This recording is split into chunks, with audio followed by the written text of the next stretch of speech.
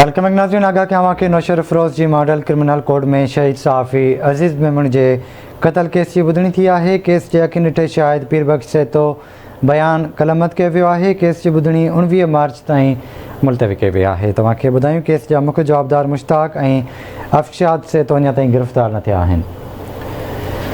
नौशर फ़िरोज़ जी model criminal code में शहीद सहाफ़ी अज़ीज़ मेमन जे क़त्ल केस जी ॿुधणी थी आहे। केस जे अखियुनि ॾिठे शाहिद पीर बख़्श सेतो जो बयान कलमबंद कयो वियो आहे। केस जी ॿुधणी 19 मार्च ताईं मुलतवी कई वई आहे, जॾहिं त केस जा मुख्य जवाबदार मुश्ताक ऐं अफ़शाद सेतो अञा ताईं गिरफ़्तार न थिया आहिनि।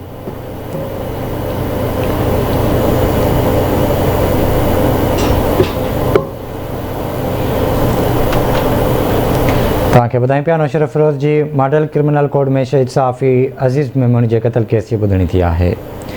राब्तो कयो आहे नौशर फ़िरोज़ में ज़ाहिद क़याम ख़ानी सां। ज़ाहिद, आगाह कजो, अज़ीज़ मेमन जे क़त्ल केस जी ॿुधणी थी आहे, छा तफ़सील आहिनि?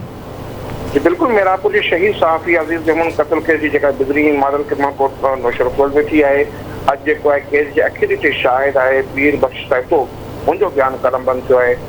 अड़ी तरह अज समूरन फरियादी जवाबदार शाहिदनि जा बयान कलमबंद थी अदालत 19 मार्च से केस की ॿुधणी रखी है, जैमें फरियादी और शाहिदनि का जवाबदार तौर जा वकील आज पीटा कंदा।